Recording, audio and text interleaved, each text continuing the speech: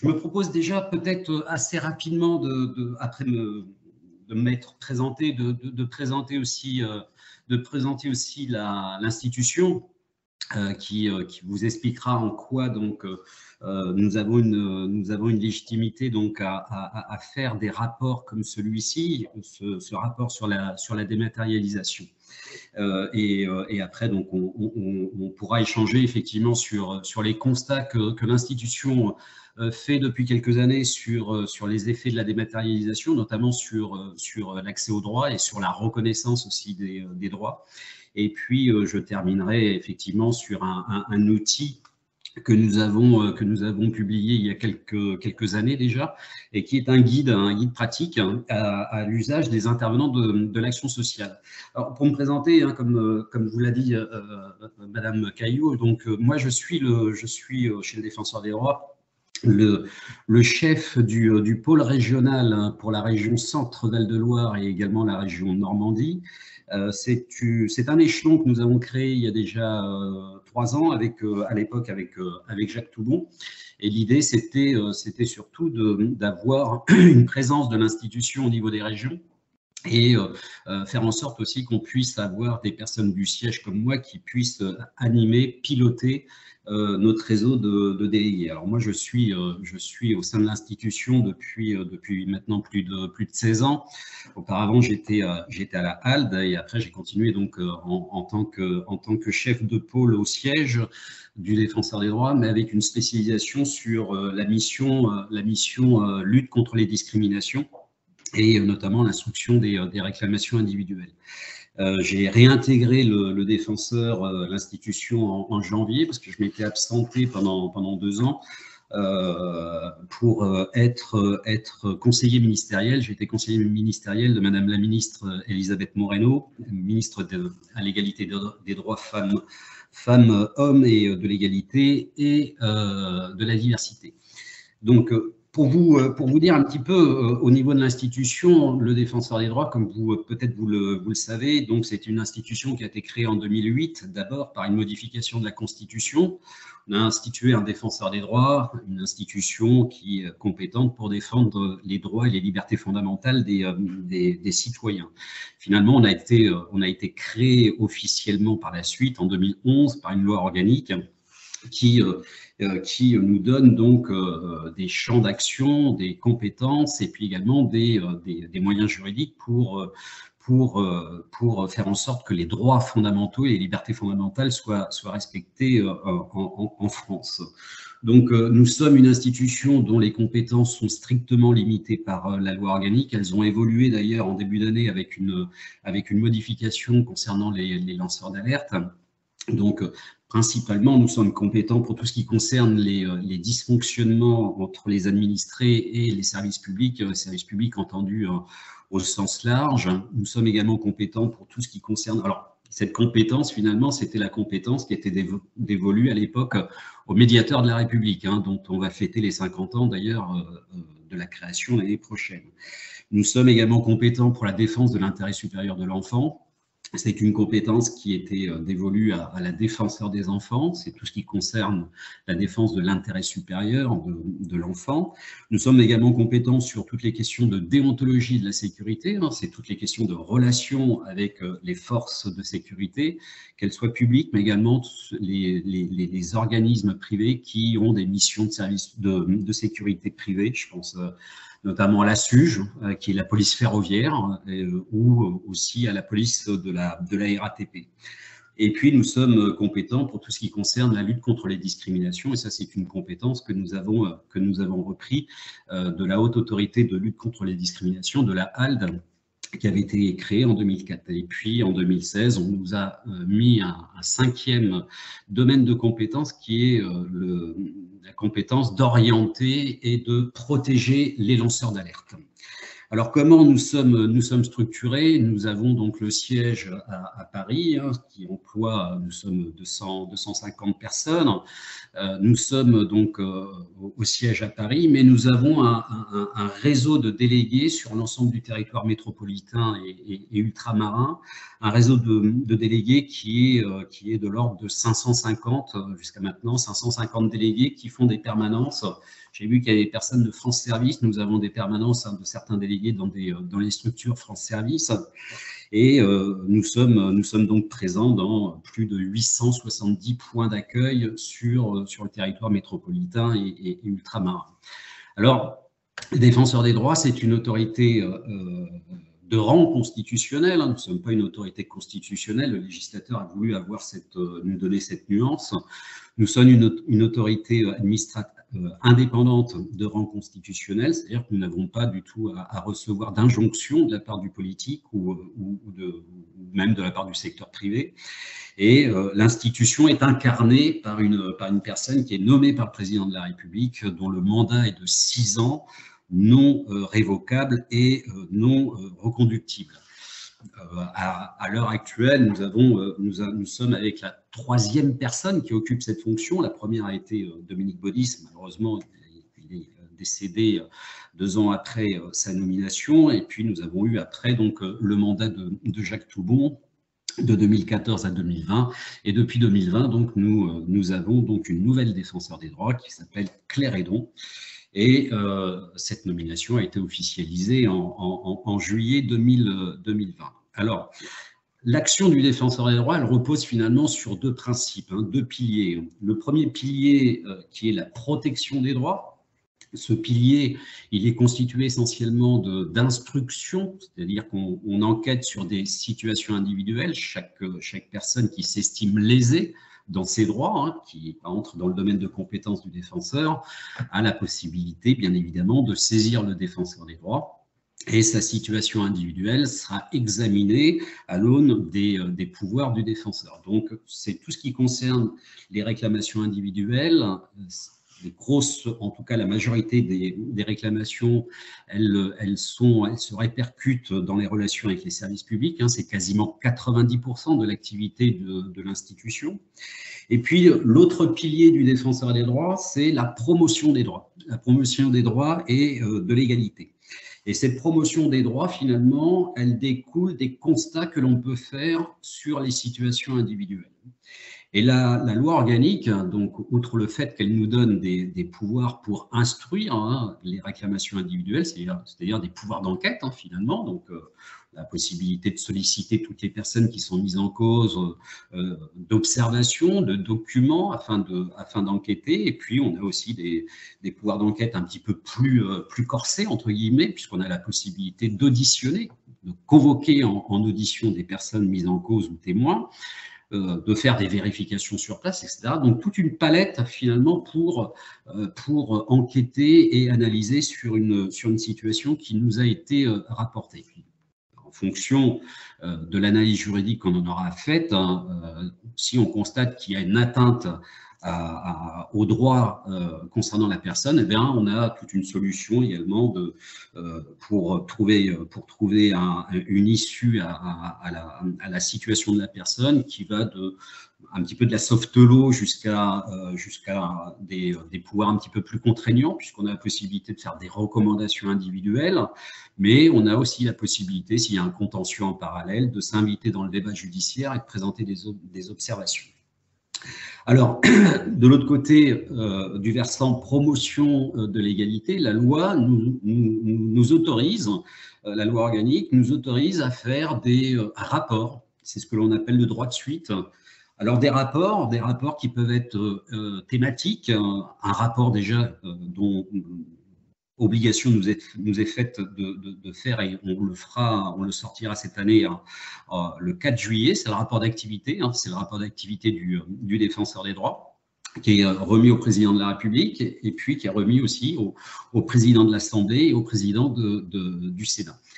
Ce rapport d'activité, c'est un petit peu la température aussi de ce qui se passe sur notre territoire, sur les atteintes aux droits, ou en tout cas sur des dysfonctionnements que l'on peut avoir au niveau des services publics. Et puis à côté, donc, on a cette possibilité de faire des rapports thématiques et des rapports qui s'accompagnent de recommandations.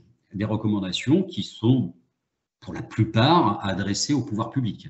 Elles sont pour la plupart adressées au gouvernement, aux différents ministères, et ces recommandations, elles font état finalement de dysfonctionnement, et nous sommes dans une démarche constructive en disant bah, écoutez, nous ça fait longtemps qu'on constate des dysfonctionnements et on recommande au gouvernement de trouver des solutions en collaboration avec nous pour essayer de remédier à ces dysfonctionnements. Alors ces recommandations, elle s'inspire, enfin ce rapport finalement avec des recommandations publiques, ça s'inspire un petit peu de une pratique anglo-saxonne qui est le name and shame, c'est-à-dire que l'on va mettre sur la place publique finalement les dysfonctionnements que l'on constate. Donc on publicise, on donne une publicité à nos rapports et à nos recommandations.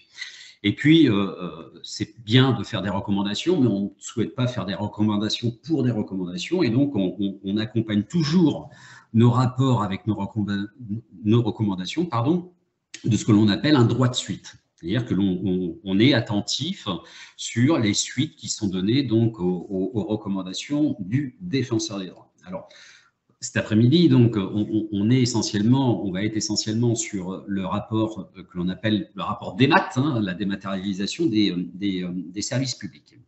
Alors, pourquoi ce rapport, hein, on en est au deuxième rapport. Pourquoi avoir fait finalement un premier rapport en 2019, un premier rapport sur les effets de la dématérialisation? On est parti d'un constat. Le constat, finalement, en 2019, en 2018-2019 d'ailleurs, le constat d'une augmentation des réclamations auprès de nos délégués, une augmentation des réclamations directement au niveau du siège, des réclamations transitant également par des associations sur le plan numérique, sur cette idée finalement de la part du gouvernement de l'époque. C'était un petit peu la continuité de la MAP, hein, la modernisation de l'action publique, de vouloir dématérialiser sous prétexte de dire que l'on améliore, qu'on soit sur une efficacité dans la relation usager-administration. Et la première chose qui nous a tiqué à l'époque, en 2018 et 2019, parce qu'on a senti ce volume de réclamations de personnes complètement démunies, dépourvues, suite à l'installation d'un système de dématérialisation concernant la délivrance des titres de sécurité, des titres sécurisés. Ça a commencé donc avec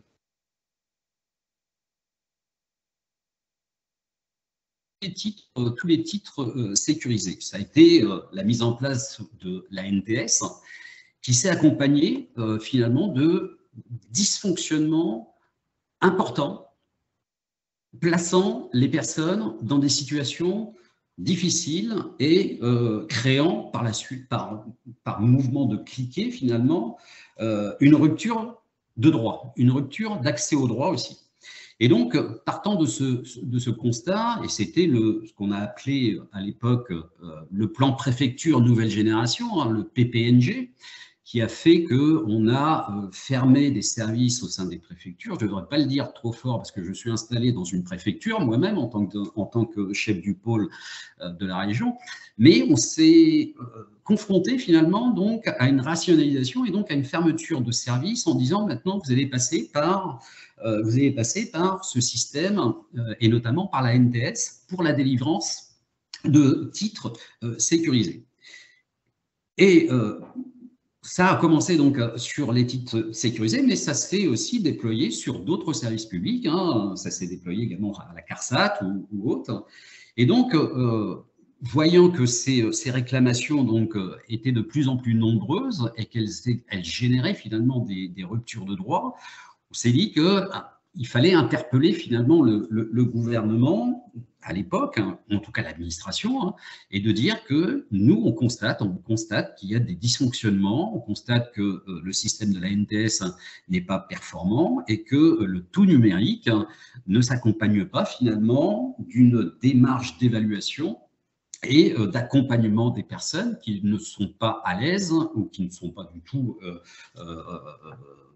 professionnels, entre guillemets, du numérique. Et puis avec un glissement, hein, on l'a vu sur la NTS, avec un glissement sur finalement un accès au service public complètement privatisé avec des sociétés qui se montaient, etc., pour pouvoir créer des comptes ANTS et délivrer des titres de sécurité, des titres sécurisés, pardon. Et donc, l'idée principale en 2019 sur notre rapport, c'était de dire il faut effectivement peut-être se mettre à la page, avoir des gains de productivité, une efficacité dans la relation usager-administration, mais respecter quand même les principes fondamentaux de la relation État, administration et service public. Le principe de continuité du service public, bien évidemment, le principe de l'égalité devant le service public, et puis le principe d'adaptabilité ou de mutabilité du service public. C'est ce principe qui nous a vraiment mis la puce à l'oreille, parce que l'administration doit peut-être s'adapter, effectivement, mais elle ne doit pas s'adapter en créant un fossé avec les usagers. Et donc, partant de là, nous avons simplement fait des constats pour voir qui était finalement impacté sur le tout numérique, et notamment les publics les plus précaires. C'est intéressé effectivement aux publics les plus précaires étant peut-être aussi des personnes en situation de handicap, avec des sites informatiques non accessibles aux personnes en situation de handicap, mais aussi des publics n'étant pas du tout à l'aise avec le numérique. On a eu des chiffres, des constats que vous avez d'ailleurs dans le premier rapport dématérialisation, chiffres que l'on a réactualisés dans le deuxième rapport il y a quelques mois. Et donc, tout cela faisant que nous étions vraiment préoccupés par une rupture de l'accès aux droits et une rupture finalement aussi dans la reconnaissance des droits. Une rupture dans la reconnaissance des droits sous prétexte d'une amélioration et d'une simplification des démarches à l'égard, ou en tout cas pour les usagers. On est même arrivé finalement à une situation où l'administration a fait en sorte que ce soit l'usager qui soit lui-même acteur de l'administration. Et du côté de nos délégués, qui eux sont en première ligne sur le terrain, on s'est aussi rendu compte que nos délégués, et on s'en rend compte encore de plus en plus à l'heure actuelle, on s'est rendu compte que nos délégués devenaient des supplétifs de l'État, c'est-à-dire qu'ils comblaient finalement les carences et les fermetures de services de la part de l'État. Et donc nos délégués, de par leur permanence, étaient là, et sont toujours d'ailleurs, la seule présence physique en tant que service public. Et ils sont bien souvent identifiés comme un service de l'État, alors que nous ne sommes pas du tout un service de l'État. Et donc, nous avions fait à l'époque des recommandations en 2019, avec des recommandations très précises et puis des recommandations très générales. La première recommandation que nous avions faite, c'était de dire nous ne contestons pas finalement la dématérialisation, principe d'adaptabilité, de mutation, etc. Mais nous étions soucieux de faire en sorte que cette dématérialisation s'accompagne toujours d'une modalité d'accès en parallèle pour les services publics, et notamment pour les personnes ne pouvant pas ou ne sachant pas, s'insérer dans ce système de dématérialisation. C'était un petit peu, lorsqu'on poussait un petit peu cette recommandation très générale, c'était pour nous de dire il faut créer des espaces dans lesquels on puisse avoir un point numérique. Un point numérique avec, à l'époque, nous on appelait ça un écrivain numérique. On était parti de l'idée de l'écrivain public se transformant en écrivain numérique. Et puis, la deuxième recommandation, très générale, c'était de dire, prenez en compte, en tant qu'administration, prenez en compte les difficultés de la part auxquelles sont confrontés les usagers. Créer une clause de protection au cas par cas pour les usagers qui ne peuvent pas accéder ou qui rencontrent des difficultés dans l'accès aux services publics dématérialisés, et surtout de ne pas faire en sorte de les pénaliser. Donc, prendre en compte les difficultés et essayer de garantir vraiment donc un droit, entre guillemets, à l'erreur. Troisième recommandation très générale, là on était vraiment sur du public spécifique, c'était de dire, essayons avec les associations également, d'avoir des clauses d'évaluation pour repérer et accompagner les personnes en difficulté avec le numérique. Donc, toute une série de recommandations, je ne vais pas les égrener, je ne vais pas faire une liste à la Prévert, mais pour, en tout cas, si vous, je pense que vous avez travaillé là-dessus, mais ces deux rapports sont mis en ligne sur le site du Défenseur des droits et on fait beaucoup parler d'ailleurs. Mais ces deux rapports ont aussi fait en sorte de bouger un petit peu les lignes. Et donc, le premier en 2019 est bien évidemment avec un droit de suite. Donc, 2019, nous publions ce rapport. À l'époque, Jacques Toubon, le défenseur des droits, donc, le diffuse à chaque ministère, rencontre les ministres concernés et essaye de lancer une réflexion pour une adaptabilité de la dématérialisation. Et là, on a vu finalement un glissement sur le fait que nos délégués nous ont dit plus tard, quelques mois, voire une année après, nous dire j'ai plus trop de réclamations concernant les cartes grises. Donc au niveau de la NTS, ça s'était un petit peu calmé. Et puis après, c'est revenu, mais c'est revenu via le droit des étrangers. C'est revenu via le droit des étrangers, par exemple, sur la transformation d'un permis de conduire étranger. Et là, autre problème. Et donc, on a vu finalement que sur l'accès aux services publics, nous avions des difficultés sur la délivrance des titres sécurisés, mais que ça glissait également sur des thématiques spécifiques concernant un public particulier identifié. Et donc, quand Claire Hédon a été nommée défenseur des droits, donc nous avions pris la décision de se dire où en sommes-nous ? Où en sommes-nous 3 ans après sur les recommandations du défenseur des droits et où en sommes-nous sur les saisines par nos délégués ?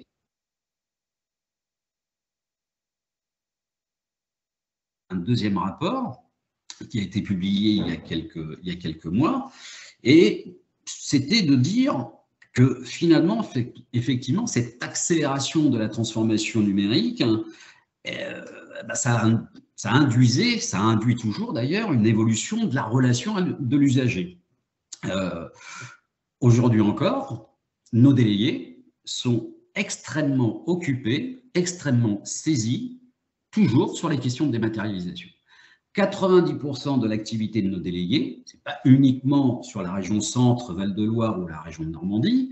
La semaine dernière, nous avions un séminaire de l'ensemble de la direction territoriale avec la défenseur des droits et chaque chef de pôle régionaux a fait remonter l'activité de son réseau et dans toutes les régions de France, métropolitaine et ultramarine, la principale activité de nos délégués à 95%, ce sont toujours les effets de la dématérialisation. On est à 95% sur des réclamations qui concernent les services publics. En 2021, sur le rapport d'activité 2021, nous sommes à plus de 115 000 réclamations sur l'ensemble du réseau et sièges. Vous en avez 90 000 qui concernent les services publics. 90 000 en 2021. 90 000 réclamations concernant les services publics. Nous en avions 35 000 en 2014. 35 000 en 2014. Donc, un accroissement exponentiel. Et puis, sur le public, victime, entre guillemets, de cette dématérialisation, enfin, les difficultés rencontrées par des personnes identifiées sous certaines catégories, eh bien, on est toujours avec des personnes en situation de handicap, en situation de handicap, qui ont énormément de problèmes pour pouvoir entrer dans le cycle de la dématérialisation. Nous avons également les personnes majeures protégées, là aussi on est un petit peu sur les questions de handicap, les personnes détenues aussi, est détenu, puisque nous avons une compétence également avec une circulaire du Défenseur des droits et de la Chancellerie qui demande au Défenseur des droits d'avoir un délégué intervenant dans chaque établissement pénitentiaire en France. Et donc, là aussi, dans ce milieu carcéral, on se heurte également à des questions de dématérialisation, de rupture de droit, de rupture d'accès au droit.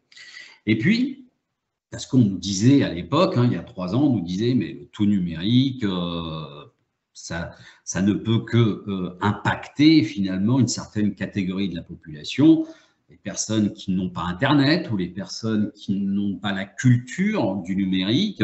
Et là, bien évidemment, on nous dit les personnes âgées.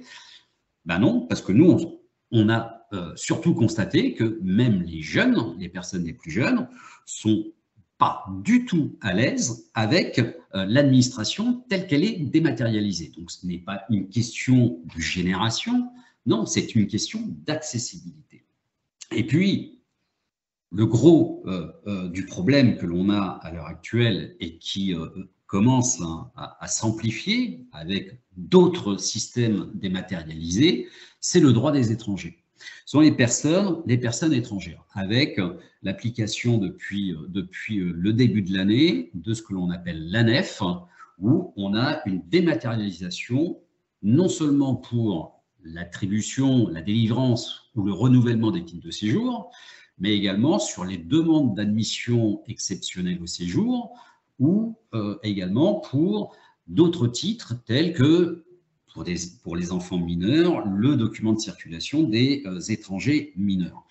Et ça crée des ruptures de droit parce que vous avez par exemple, et ça remonte assez souvent, en tout cas de la part des délégués, sur la délivrance ou en tout cas sur le renouvellement d'un titre de séjour. Nous en arrivons à des situations où il n'y a plus de récépissé qui est délivré, il n'y a plus de récépissé avec une autorisation de travailler, qui crée finalement des situations d'irrégularité au séjour. Et depuis quelques mois, nous avons inversement ou en parallèle des réclamations de la part de ces personnes qui n'arrivent pas à obtenir un renouvellement de leur titre de séjour, alors qu'ils y ont droit.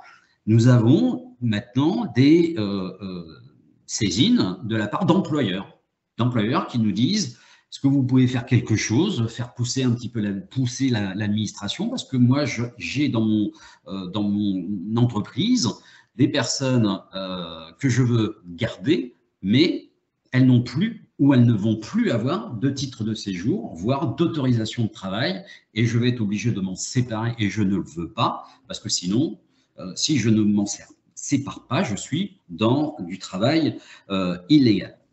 Donc, tous ces constats qui sont essentiellement, je le dis encore, essentiellement sur les chiffres qui vont être publiés dans notre rapport annuel en juillet prochain, qui sont essentiellement sur les services préfectoraux. On est essentiellement sur du droit des étrangers, on est sur encore du droit routier. Alors le droit routier, on est essentiellement sur maintenant les questions d'amende, avec des situations d'homonymie et des situations de bugs concernant les cessions d'automobiles. Mais en parallèle ou en complément, peut-être c'est mieux en complément, nous avons encore aussi quelques soucis avec des services publics style CARSAT ou autres, qui entrent dans le giron de la protection sociale. Nous avons encore quasiment à peu près 30% de l'ensemble des réclamations qui concernent toujours les situations relevant de la protection sociale. Ce sont les demandes de RSA, ce sont les indus, etc. Mais pour lesquelles ces situations, je vais le dire franchement, ces situations, nous arrivons à obtenir des solutions parce que nous avons un réseau, et je pense qu'il y a certaines personnes ici présentes qui ont déjà eu affaire à nos délégués, mais nous avons des conventions avec les CARSAT, nous avons des conventions avec Pôle emploi aussi, qui nous permettent d'avoir des correspondants pour nos délégués et pour justement traiter ces situations. Ça fonctionne plutôt pas mal, ça fonctionne plutôt bien, en tout cas sur Pôle emploi par exemple, sur la région centre, je sais qu'il n'y a pas du tout de remontée négative, ça fonctionne très bien. Et lorsque l'on a comparé donc le suivi, lorsqu'on a fait une étude de suivi de nos recommandations, bien évidemment qu'on s'est dit, il y a quelques recommandations qui ont été suivies, qui ont été suivies des faits. Je tiens à rappeler également que ce rapport, le dernier rapport sur la démat, où en sommes-nous, ce rapport, nous ne l'avons pas sorti comme ça en catimini. Non, ce rapport, il a été fait après des auditions avec des associations qui ont été auditionnées au sein du Défenseur des droits et qui nous ont fait aussi remonter les difficultés persistantes, mais aussi des voies d'amélioration. Et lorsqu'on regarde donc sur nos suivis de recommandations, eh bien, à l'époque, nous avions demandé à ce que soient créés des espaces, en tout cas on avait appelé ça, je crois, des ateliers numériques, mais en tout cas des endroits dans lesquels on pouvait donc apporter une aide aux personnes pour entrer dans la dématérialisation. Eh bien, on s'est rendu compte quand même que avec le plan inclusion numérique, effectivement, donc on a eu des points d'accès numériques, on a des espaces France Service, dans lesquels nous avons donc les services publics qui sont, ou en tout cas les principaux services publics qui sont regroupés et qui sont là justement pour aider les personnes à faire valoir leurs droits. Mais toutes les recommandations du Défenseur des droits n'ont pas été suivies. Elles n'ont pas été suivies des faits. Je pense par exemple de recommandations que nous avions demandées afin de sacraliser les modalités d'accès au service public, nous avions proposé que l'on puisse adopter une disposition législative au sein du Code des relations entre les usagers et les administrations, à savoir imposer de préserver plusieurs modalités d'accès au service public, et pas uniquement par la voie dématérialisée. Pour nous, c'était une recommandation socle, une recommandation primordiale de notre premier rapport. Et puis, nous avons constaté finalement qu'en 3 ans, eh bien, il y a eu plusieurs PPL, plusieurs propositions de loi, mais qui ne sont pas allées au bout. Plusieurs propositions de loi qui avaient repris cette recommandation du Défenseur des droits, mais on n'est pas allé au bout. On avait demandé également pour l'évaluation justement de la dématérialisation, qu'il puisse y avoir une délégation interministérielle au numérique. Alors, il y a eu un secrétariat d'État au numérique, mais qui visiblement n'avait pas du tout les mêmes compétences que la délégation interministérielle que nous avions envisagée. Et puis, on s'est quand même rendu compte que concernant un point important pour nous qui allait dans le complément de l'assistance aux personnes pour entrer dans le numérique, nous avions demandé à ce que ces personnes, ces écrivains numériques qui sont devenus maintenant des conseillers numériques, on avait demandé aussi qu'il puisse y avoir un effort de formation à leur attention. Et cet effort de formation, on se rend compte qu'il n'est pas souvent au rendez-vous, voire il est assez absent. Et donc, nous avons refait cette préconisation en demandant à ce qu'il y ait une formation des professionnels du numérique à l'accessibilité numérique. Et puis, sur le reste, notamment des majeurs protégés, on a demandé à ce que soit étendu un dispositif qui a été mis en place, mais à la suite d'ailleurs de notre premier rapport, qui est le dispositif Aidant Connect. Et donc, on a demandé à ce que ce dispositif Aidant Connect soit étendu aux tuteurs et aux curateurs familiaux, ce qui nous paraît assez logique. Concernant les personnes âgées, là, c'est toujours notre cheval de bataille, c'est surtout de dire, mais essayons quand même d'avoir des actions spécifiques, des mesures spécifiques à destination de ce public. Et nous avions déjà fait une première recommandation et nous avions un petit peu suivi ce qu'avait mis en place le gouvernement. Nous avions vu qu'il y avait des actions d'aller vers. Et donc, on s'était dit, mais il faut vraiment développer ces actions d'aller vers à destination des publics les plus éloignés et peut-être le sacraliser dans le plan inclusion numérique, mais pas uniquement par une déclaration d'intention. Essayer vraiment de le mettre en œuvre et de le développer.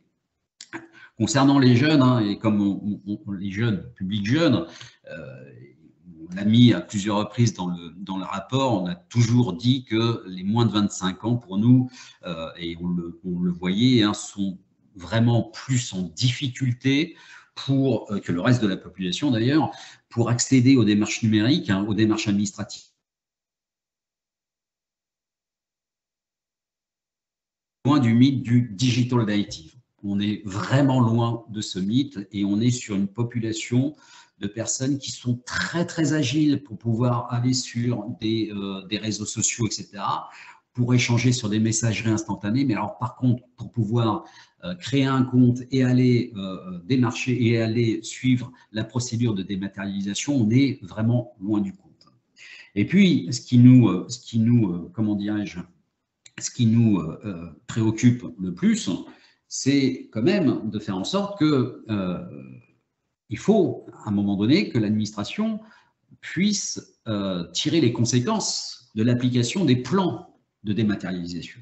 Ça veut dire quoi? Ça veut dire qu'il faut une évaluation. Il faut une évaluation. On a l'impression de temps en temps qu'on marche à l'envers, à savoir qu'on va développer ou on met en place un plan de dématérialisation sans faire d'étude d'impact. Et une fois qu'on l'a lancé, qu'on l'a mis en place, on ne fait pas d'évaluation. Donc, on est soucieux de la mise en place et de sacraliser cela, une mise en place d'une évaluation de la dématérialisation. Et cette évaluation, je suis désolé, mais elle ne peut pas, comment dirais-je, elle ne peut pas se traduire uniquement par les enquêtes de satisfaction que l'on peut avoir sur les sites. Savoir, vous entrez dans le site, vous faites vos démarches administratives quand vous y arrivez, et puis à la fin, une fois que tout est bouclé, vous répondez à 3-4 questions, ça s'est bien passé, oui, non, impeccable. Parce que ces chiffres-là, généralement, sont toujours mis en avant en disant, bah, écoutez, on a 92% des personnes qui sont satisfaites. Bah, il reste toujours 8% quand même pour nous. Et puis, les 92% sont les 92% qui ont réussi à aller sur le système, qui ont réussi à être dans la démarche dématérialisée.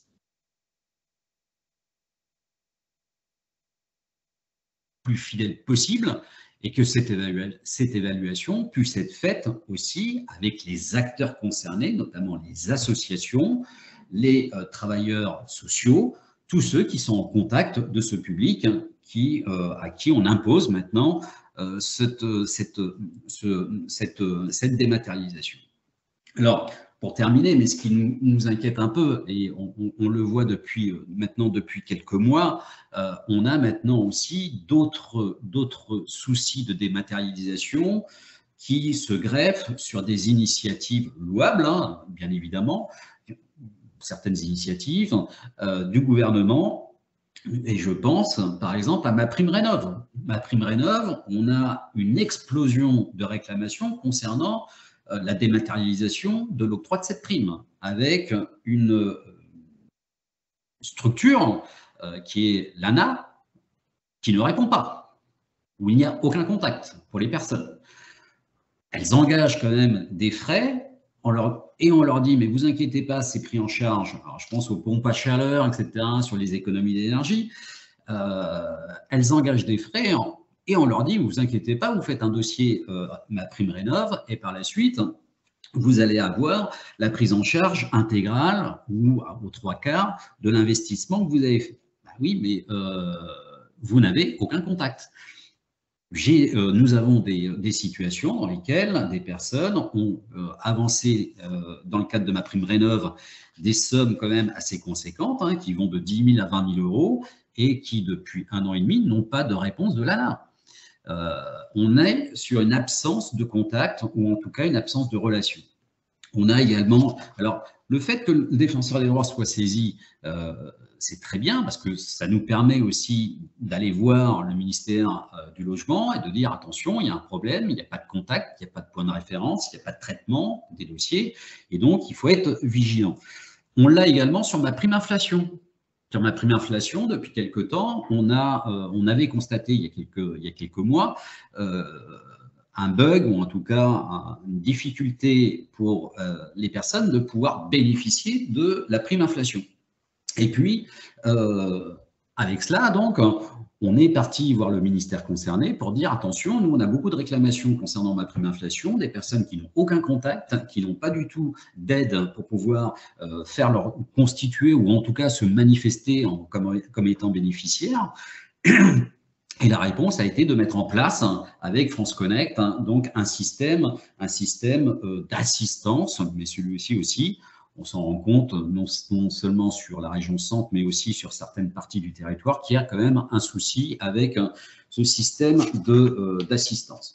Voilà, donc on est sur, comment dirais-je, on est sur un suivi d'un rapport dématérialisation qui a fait du bruit à l'époque, parce qu'on pointait les dysfonctionnements, on pointait quand même aussi la rupture du lien entre l'administration et l'administré, l'absence physique, de présence physique, et puis ce que cela pouvait engendrer, ce que cela engendre sur la rupture des droits, sur la rupture de l'accès aux droits, et cela contrairement donc à nos principes.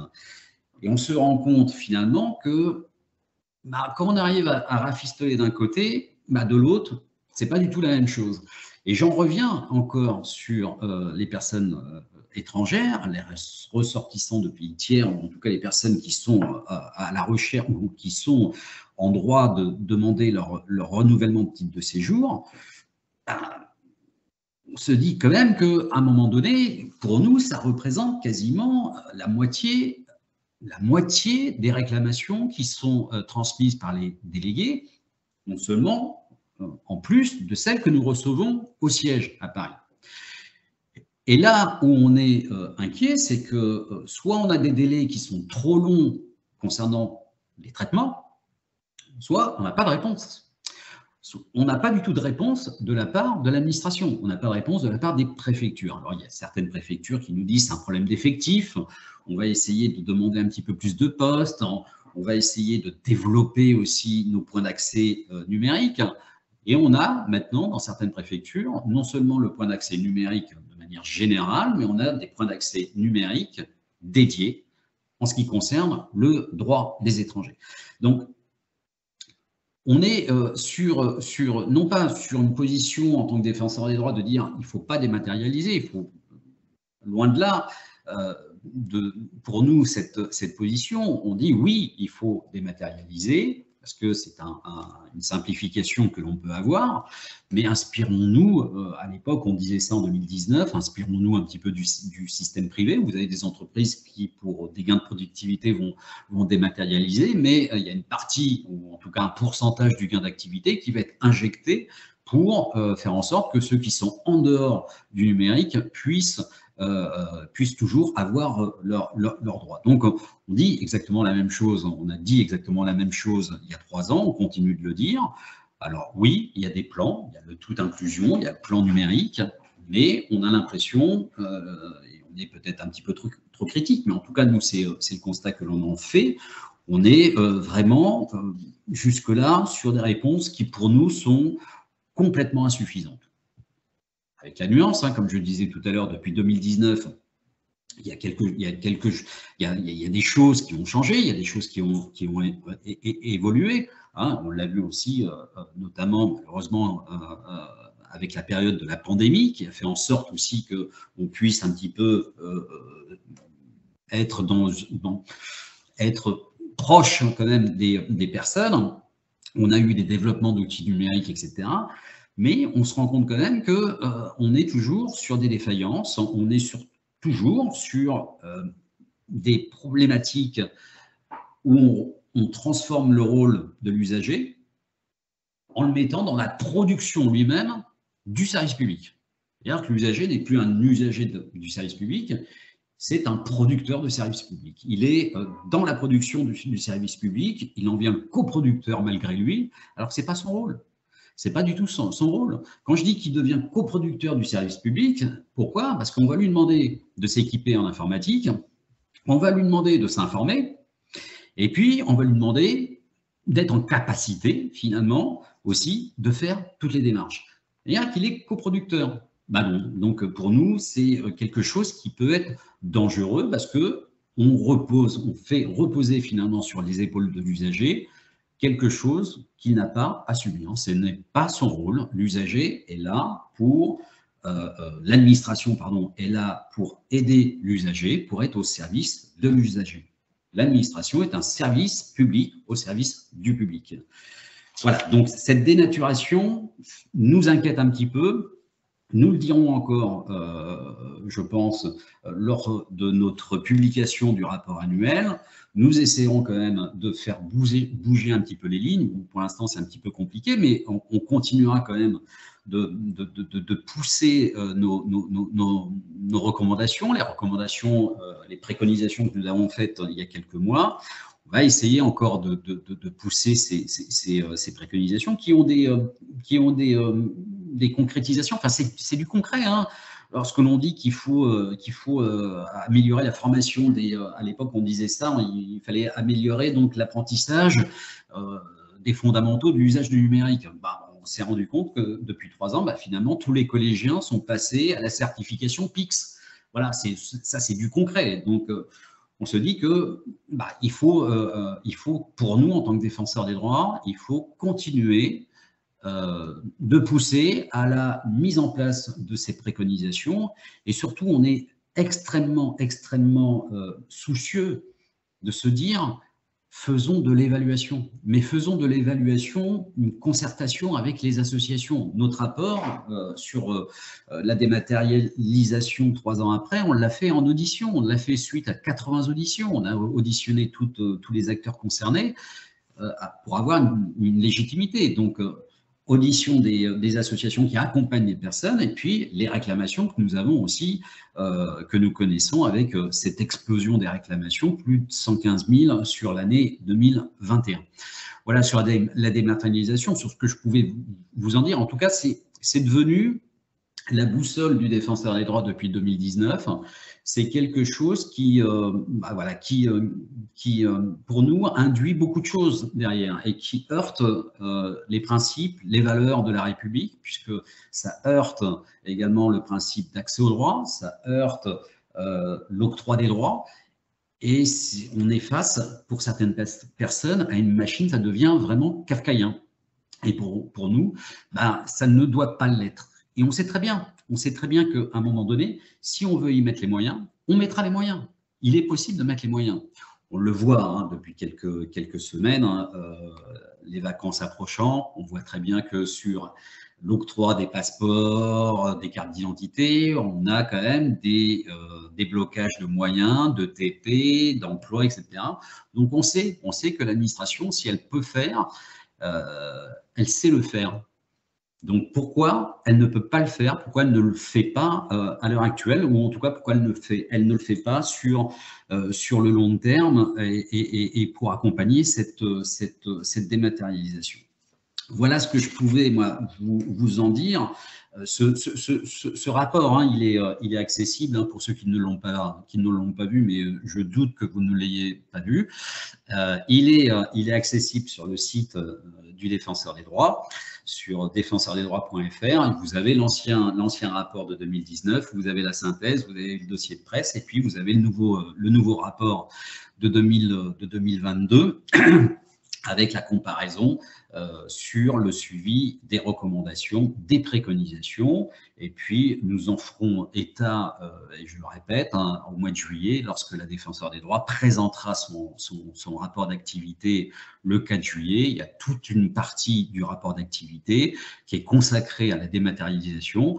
Pourquoi? Parce que, comme je vous le disais en introduction, ben, ça représente 90% de notre activité, de l'activité de nos délégués. Voilà, je vais m'arrêter là. Je ne sais pas si vous avez des questions. Je pense que ce serait bien de pouvoir échanger avant que je ne vous parle ensuite de notre guide pratique à l'usage des intervenants de l'action sociale. Et je suis certain que certaines personnes ont déjà eu ce guide entre les mains. Merci beaucoup pour cet exposé bien clair. Et donc, je vais proposer à Madame Fantini qui lève la main d'allumer son micro pour s'exprimer. Oui, bonjour. Merci pour cette intervention qui est passionnante, et effectivement, je pense qu'elle pourrait durer très très longtemps. Moi, je suis animatrice France Service depuis 2008. Donc, avant, c'était Maison de l'Emploi, puis ça a été Relais Service Public, puis Maison de Service au Public. Aujourd'hui, France Service. Et donc, du coup, j'ai vécu effectivement toute cette dématérialisation. Et en fait, effectivement, donc nous, on travaille toute la journée pour que les gens puissent avoir accès à leurs droits et puissent comprendre aussi les droits qu'ils demandent. Et c'est un petit peu ce qui... Voilà, je me permets de réagir parce que c'est un petit peu ce qui me désespère, c'est la difficulté de faire comprendre à l'administré les démarches et l'octroi des droits et ce à quoi nous, par exemple, un simple animateur France Service, ce à quoi nous avons accès. Je pense notamment à la MSA, par exemple, où lorsqu'on soutient les gens dans les démarches d'accès aux droits sur la MSA, sur l'espace MSA, puisque maintenant les demandes se font toutes en ligne, on a accès effectivement à la vie des gens. Et du coup, je suis souvent attristée de savoir que les gens en fait ne se rendent pas compte de ce qu'ils nous livrent, en fait, de tout ce qu'ils nous livrent pour avoir accès à ces droits, justement.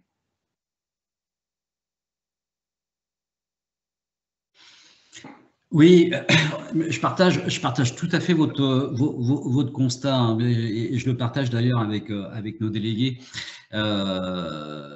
avec une position qui souvent est très inconfortable, et je pense que vous êtes vous aussi de temps en temps, je suis sympa, je suis gentil, pour rencontrer des personnes qui sont dans les France Service.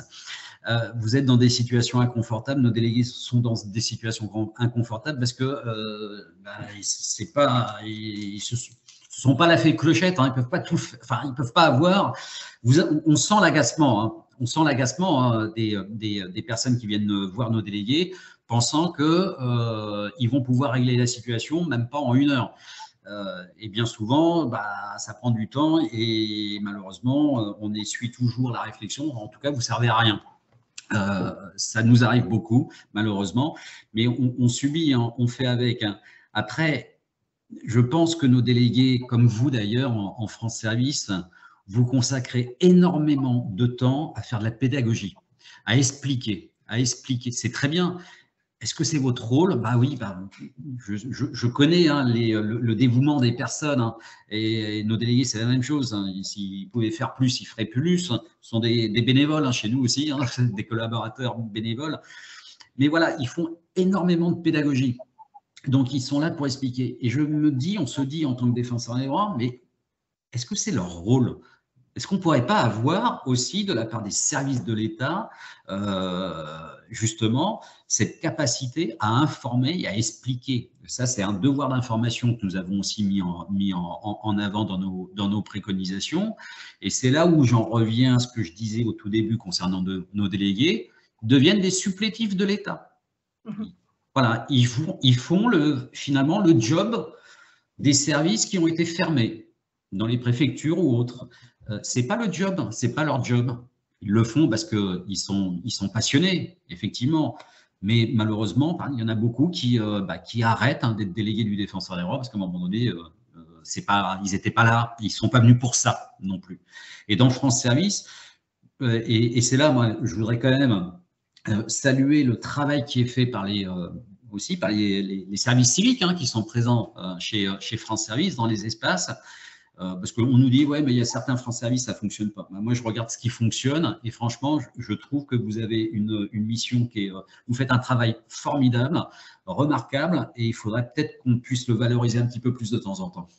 Oh, que c'est gentil ça d'entendre ça au bout de tant d'années où on essaie effectivement d'être reconnu avec un statut alors qu'on n'est absolument pas reconnu. Bon, ce n'est pas le propos, hein, d'ici, je suis désolée. Non, mais moi, je ne le fais pas pour les besoins de la cause, hein, c'est honnête. Merci. Et alors, deux petites dernières choses, si je peux me permettre. Effectivement, vous parlez du PIX au lycée, c'est génial, enfin, au collège ou au lycée, c'est génial. Mais est-ce que ça ne serait pas l'heure aussi d'intégrer une matière qui explique justement les strates administratives et ces démarches administratives dans les lycées, par exemple? Parce qu'on voit beaucoup les jeunes sortir et pas faire la différence entre la sécurité sociale, la retraite, enfin bon, etc., etc. Donc, ça me, enfin, voilà, je trouverais ça intéressant d'intégrer ce genre de matière au lycée notamment. Et dernière chose, est-ce que vous avez parlé beaucoup de la NTS, etc. Est-ce qu'il ne vous remonte pas aussi beaucoup de gros problèmes entre les mutations entre la MSA et la CAF, par exemple? On est, enfin, nous ici, en milieu rural, on est submergé de personnes dont les droits sont coupés pendant des mois, et souvent des gens avec des familles, parce que la mutation entre la MSA et la CAF, ou la CAF et la MSA, est une horreur sans nom, parce que les uns attendent les certificats des autres, etc. etc. Et c'est très anxiogène. J'arrête là, j'arrête de monopoliser l'attention. Merci. C'est très intéressant. Merci en tout cas pour ces réflexions. Et sur votre première question, il ne vous a pas échappé que pour modifier les programmes et modifier les programmes de l'éducation nationale, c'est quand même un parcours du combattant, hein, quand même. Mais vous savez ce que l'on fait, hein, en tant que défenseur des droits, parce que j'ai oublié d'en parler, mais à côté de nos délégués, nous avons aussi des jeunes en service civique, hein, qui sont un petit peu partout sur le territoire, ce que l'on appelle les jeunes ambassadeurs du droit, les JAD. Et nos jeunes ambassadeurs qui sont en service civique interviennent dans les écoles, les collèges, les lycées.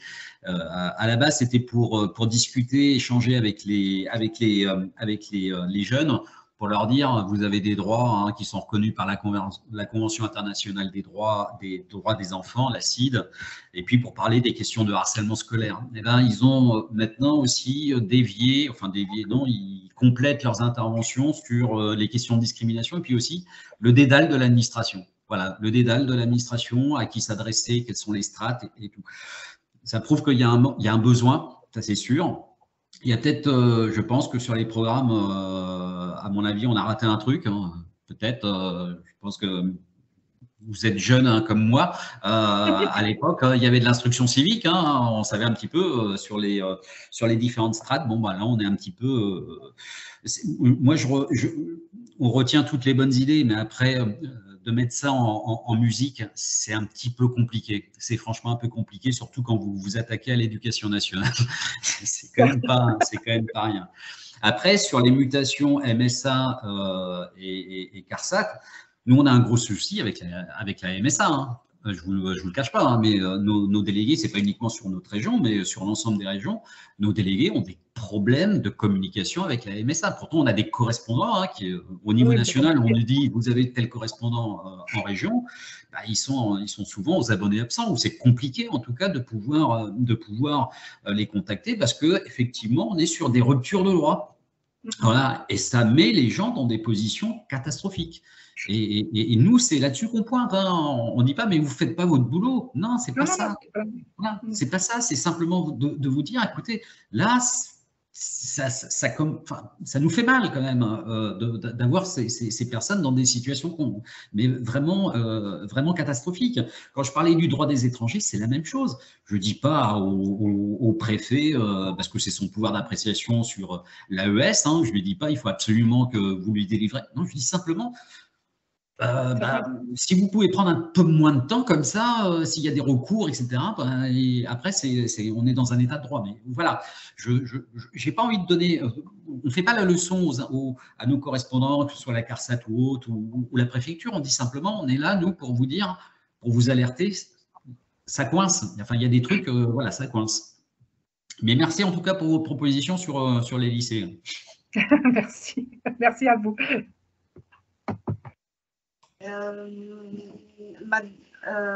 Madame Corinne Dardet-Basse. Oui, bonjour, Corinne Dardet-Basse. Je suis médiateur administratif à la Caisse d'allocation familiale d'Orléans. D'abord, merci Monsieur Laoufi pour votre présentation très intéressante, très claire. Moi, j'ai l'occasion de travailler avec vos délégués très souvent. Pour tout vous dire, leurs sollicitations représentent à peu près, on va dire, un quart de mes sollicitations globales, et j'ai à peu près 300 saisines au bas mot par an. Donc, ça représente quand même pas mal de sollicitations. Alors, il n'y a pas toujours des sujets, je dirais, fondamentaux de médiation, dans le sens où on entend, quand on connaît un peu la médiation, on sait de quoi on parle. C'est aussi parfois, comme vous le disiez tout à l'heure très bien, un peu un moyen un peu facilité aussi de contact avec la CAF et qui permet de bien souvent renseigner correctement vos administrés, les personnes qui sont reçues par les délégués départementaux. Alors moi, je voulais revenir aussi sur cet aspect des choses par rapport aux problématiques entre les MSA et les CAF. Plusieurs choses. Déjà, je suis référente régionale à la Caisse nationale donc pour la région Centre. Donc j'ai l'occasion de participer à des réunions donc à Paris sur ces questions de problématiques de médiation. Et donc effectivement, nous avons constaté au fil des échanges que effectivement, nous n'étions effectivement pas les seuls en région Centre à avoir ces problématiques-là, mais que c'était national. Et donc nous avons, avec les collègues médiateurs nationaux, réussi à obtenir de la part du médiateur de la MSA, médiateur national. Il faut savoir qu'ils n'ont pas de médiateurs départementaux, eux, donc c'est un petit peu plus, c'est organisé différemment. Nous avons réussi à obtenir, en tout cas pour les médiateurs, des correspondants qui permettent de travailler en lien plus direct sur ces problématiques de mutation. Alors, au fil des échanges, moi j'avais déjà précédemment eu une réunion avec ma direction et la direction de la MSA Beauce-Cœur de Loire et Berry-Touraine pour essayer de mettre à plat nos problématiques justement, savoir pour quelles raisons ça fonctionnait mal ou ça fonctionnait pas parfois. Nous avons découvert qu'ils travaillaient avec un système qui était très différent du nôtre, beaucoup plus je dirais, pour ne pas être désagréable, on va dire ancien, par rapport au nôtre. Et c'est un petit peu comme essayer de mettre deux roues avec des dimensions différentes ensemble. Forcément, ça ne fonctionne pas toujours, ou parfois ça fonctionne mal ou ça coince. Donc voilà, les problématiques ont pu être identifiées, mises à plat. Nous avons tenté aussi de fluidifier nos rapports et nos échanges grâce à des boîtes mail et des adresses mail dédiées. Ça devrait à l'avenir s'améliorer. Vous devriez, vous comme moi, avoir un petit peu moins de sollicitations sur ces questions-là.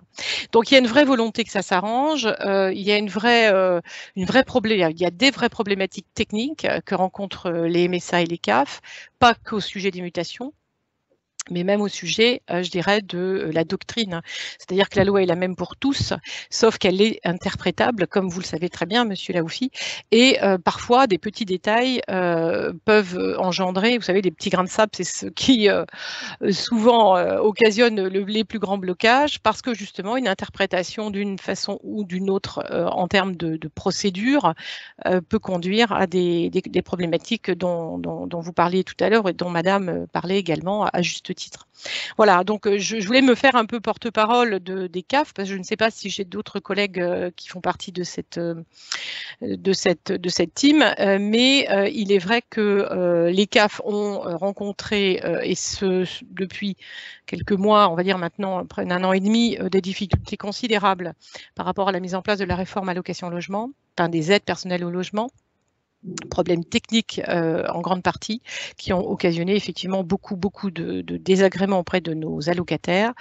Il y a de toute façon une vraie volonté de mieux faire. Le problème est toujours les moyens. Voilà.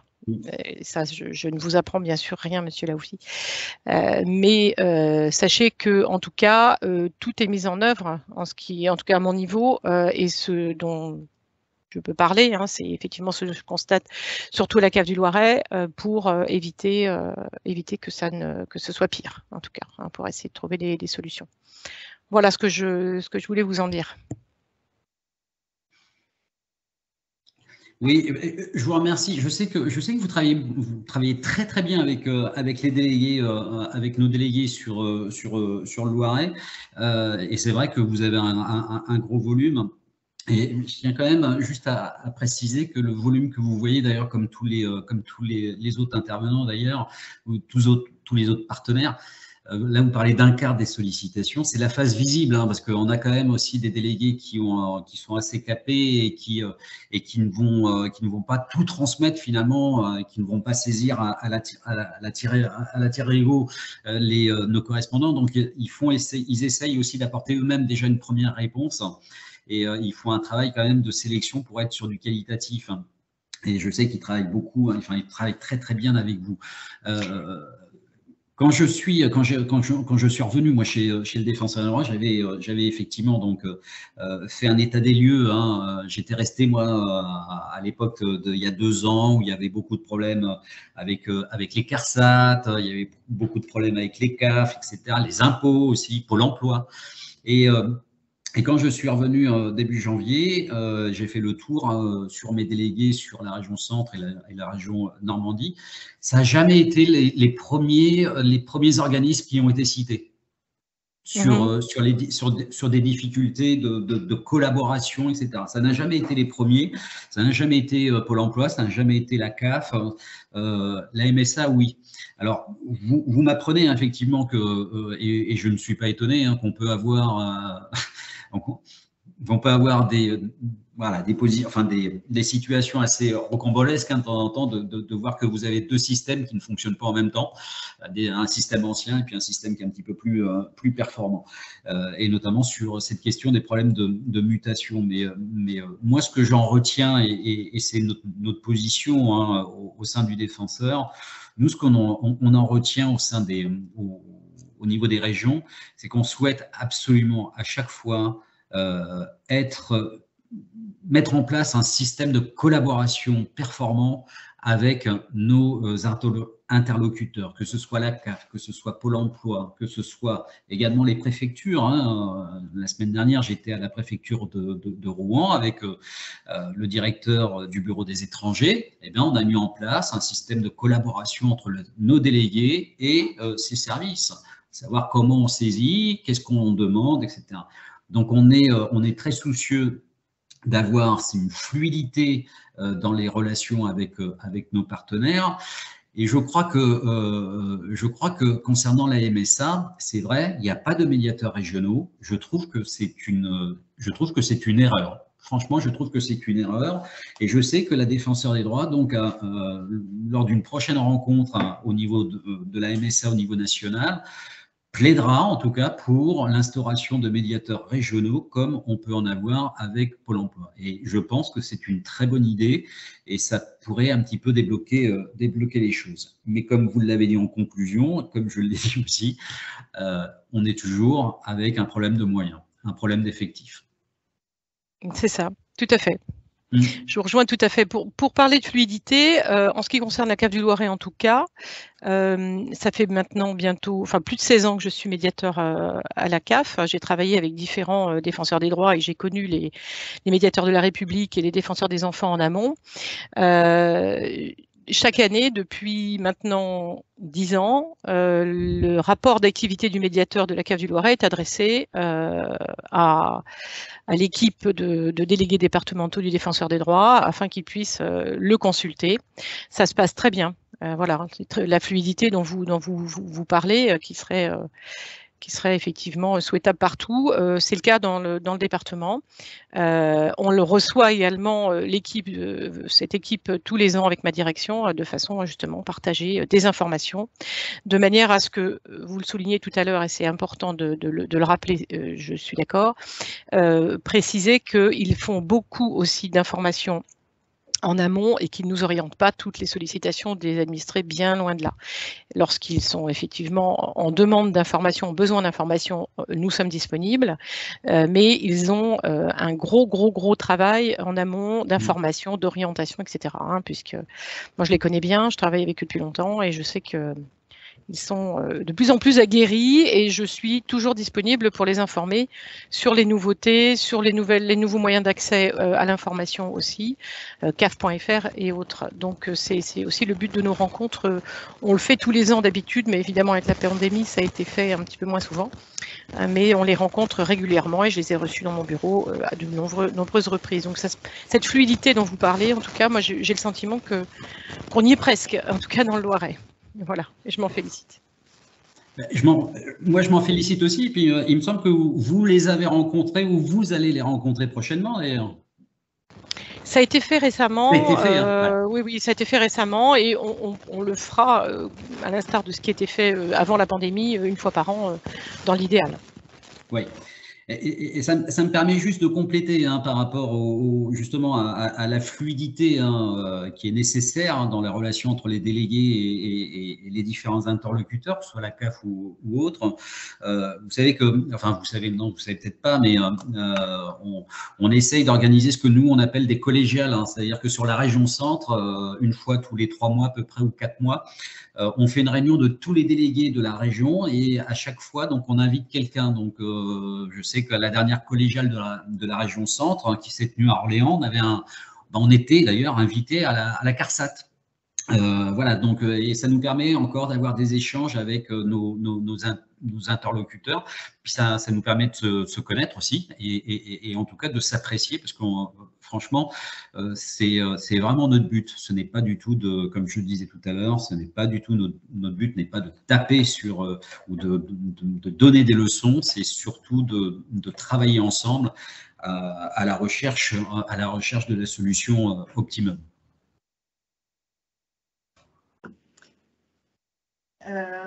Merci à tous. Est-ce que quelqu'un parmi les participants qui sont médiateurs ou conseillers numériques, est-ce que quelqu'un veut apporter un témoignage sur, voilà, sur son rôle et ce que les usagers attendent en termes d'accompagnement par rapport à cette dématérialisation?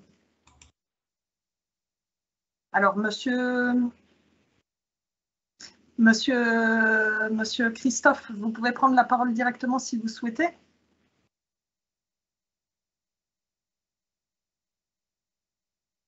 Est-ce que vous nous entendez? Ou alors, je lis votre question. Donc, je représente une micro-entreprise et le bus numérique. Je souhaite vous confirmer que l'administration dématérialisée a peut-être été un peu trop vite. Les seniors sont plutôt perdus en général et n'ont presque aucune envie de se servir du numérique, sans même vouloir apprendre sur le numérique.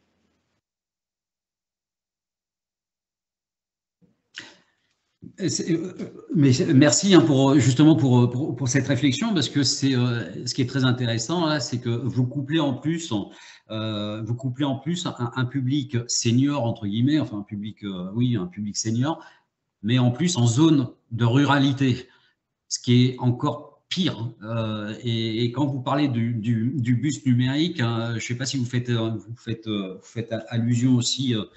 Peut-être que je me trompe, peut-être que je lis mal, mais lorsqu'on parlait d'espace France Service, il ne faut pas oublier aussi les bus France Service que nous avions demandé, nous, à l'époque, afin qu'on dessert justement aussi les zones les plus éloignées au niveau territorial et qui crée non seulement une fracture numérique, mais couplée d'une fracture territoriale.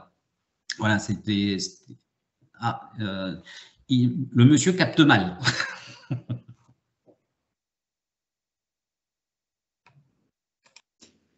Et je pense qu'en effet, le bus numérique auquel il fait référence, à défaut que ce soit un bus numérique labellisé France Service, je pense que c'est effectivement un bus numérique qui sillonne les territoires un peu plus ruraux pour apporter, je pense que c'est pour apporter des ateliers numériques d'initiation directement au plus près des habitants, si je ne me trompe.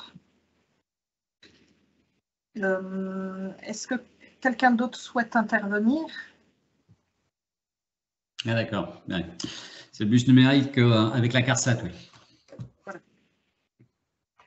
Concernant les conseillers numériques, je me permets, du coup, on a un conseiller numérique depuis quelques mois de nouveau sur notre territoire hyper ruralisé aussi. Et donc, notre conseiller numérique a fait des réunions publiques. Alors, on a une petite Comcom, mais il y a 21 communes.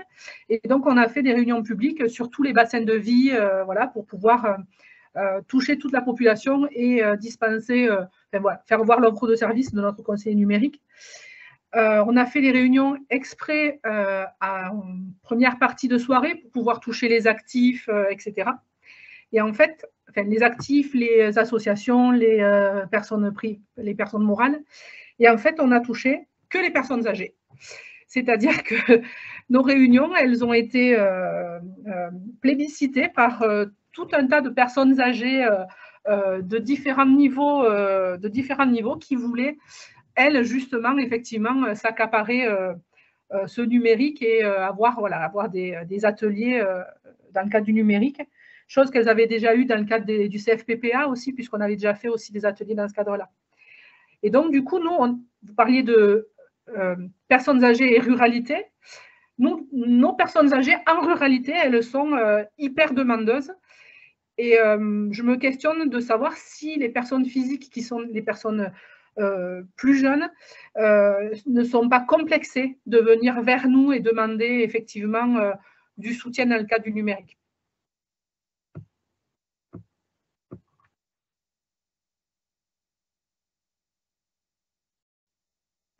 Oui, non, je pense que vous avez raison. Il y a aussi cela, hein, il y a aussi peut-être cette gêne, hein, pour des personnes moins âgées d'aller chercher l'apprentissage, savoir comment faire avec du numérique, alors qu'effectivement on a toujours cette idée que les jeunes ont le nez cloîtré dans leur téléphone et qu'ils savent se débrouiller.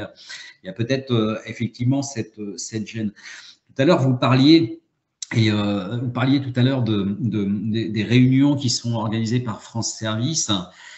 Et je voulais juste compléter un point, puisque ça faisait partie aussi d'une demande de la part du défenseur.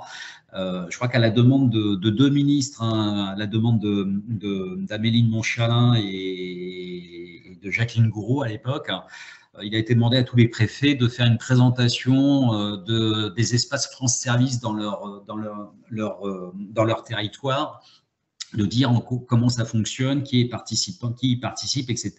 Nous avions pensé que c'était une bonne chose, mais ce que nous avions surtout demandé dans cette circulaire qui a été adressée à tous les préfets, c'était de faire en sorte qu'aussi, à la fin de cette réunion, il y ait un rapport de la part du préfet, en tout cas de la préfecture, des services, pour faire remonter ensuite les difficultés auxquelles France Service les difficultés que connaissent, enfin, qui sont portées à la connaissance de France Service.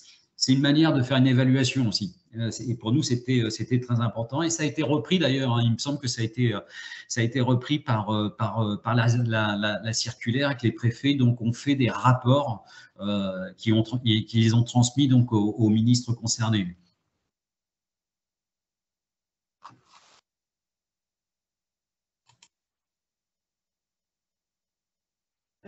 Alors, s'il n'y a plus de main levée, et voilà, en fonction de, puisqu'on arrive de la fin, si Monsieur Laoufi, vous pouvez présenter peut-être le document que vous évoquiez tout à l'heure, le guide pratique. Oui, un guide pratique, hein, effectivement, un guide pratique que nous avons fait il y a quelques années, hein, il y a 3 ans, hein, même pas, hein, et qui est libre de droit d'ailleurs, hein, il est sur le site du Défenseur des droits, donc c'est un guide pratique à l'attention des travailleurs, des intervenants de l'action sociale. Quel est son but? Bon, il présente déjà en quelques pages l'institution du Défenseur des droits et pourquoi ensuite les intervenants de l'action sociale peuvent s'adresser au Défenseur des droits. Et pour cela, nous avons souhaité faire ce guide sous forme de fiches. Et donc, à l'intérieur de ce guide, vous trouvez 18 fiches pratiques. Et sur ces 18 fiches pratiques, vous en avez 12 qui sont des fiches thématiques, c'est-à-dire par domaine. Par exemple, vous avez la première fiche, c'est les questions de discrimination et de harcèlement.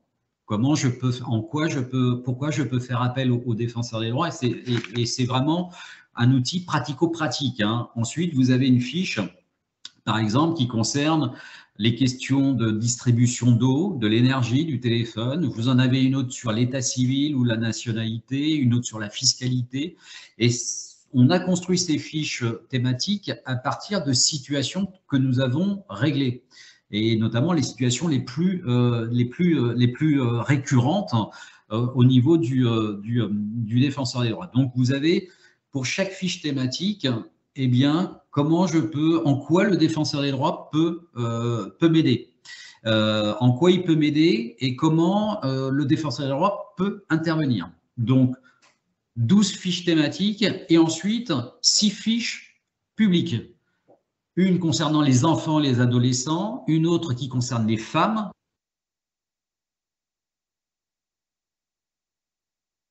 détenues, la 5e, les personnes en situation de handicap, et enfin la 6e fiche qui concerne les personnes étrangères. Et là, pour chacune de ces fiches, c'est vraiment quelles sont les difficultés, quelles sont les problématiques que ces personnes rencontrent le plus souvent, et c'est issu finalement du travail qui a été fait par le défenseur au niveau des réclamations individuelles. Et donc, pour chaque intervenant de l'action sociale, ben, si on lui explique, on lui dit, voilà, j'ai telle difficulté, etc., eh bien, s'il pense au défenseur des droits, il peut se référer soit à la fiche thématique, en fonction du domaine, soit à la fiche publique. Et là, ça va lui apporter, pour l'intervenant de l'action sociale, ça va lui apporter des outils et finalement de voir si effectivement il peut transmettre ou saisir le défenseur des droits et que pourrait faire le défenseur des droits. Donc, je vous invite, j'ai vu que le lien, il a été mis dans le fil de la conversation. Bien, écoutez, je vous invite à le télécharger. Il me semblait qu'on l'avait diffusé un petit peu partout. Sinon, vous le sollicitez aussi. Vous pouvez le solliciter directement donc, auprès de nos délégués du défenseur des droits. Voilà, c'est pas un gros document. C'est un document où on s'est dit, il faut voir quelle est un petit peu l'utilité de cette fiche. Si je prends la fiche transport, par exemple, on a d'abord sur quoi saisir. Ensuite, on a comment et quand saisir le défenseur des droits. Et puis, on a une petite histoire vécue. Alors, cette histoire vécue, c'est une situation que nous avions réglée et qui se rapporte ici, en l'espèce, au domaine du transport.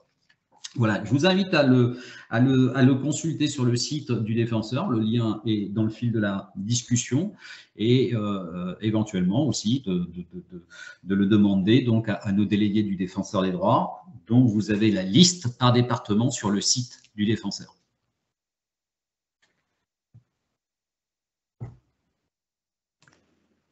Merci beaucoup. Du coup, je lance un dernier appel aux questions pour que personne ne parte avec le regret d'une question pas posée.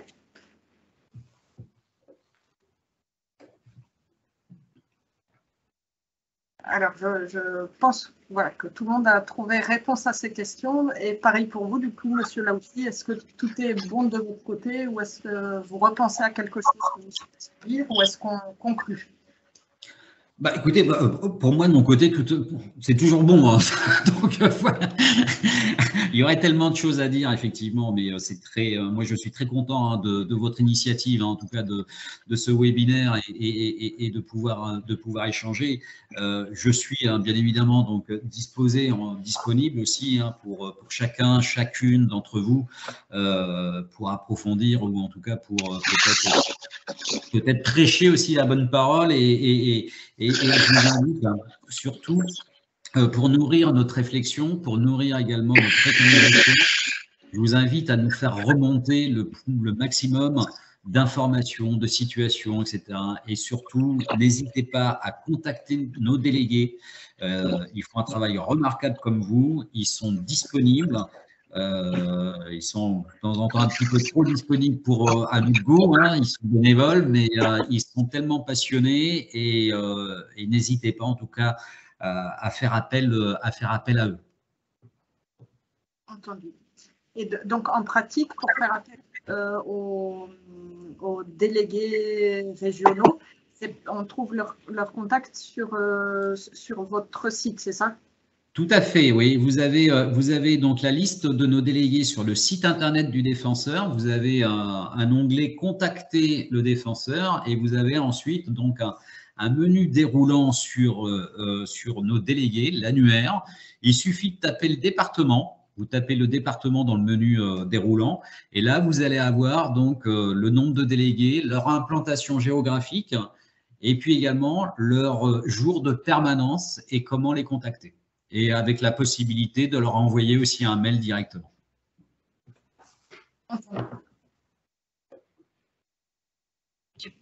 Eh ben, merci vraiment beaucoup pour votre intervention, votre exposé qui, je pense, c'était voilà, toutes les réponses et tous les échanges qui ont suivi avec nos différents participants. Merci à tous. Merci bien. Merci pour tout. À bientôt. Merci à vous. Bonne fin de journée. Bonne fin de journée. Au revoir.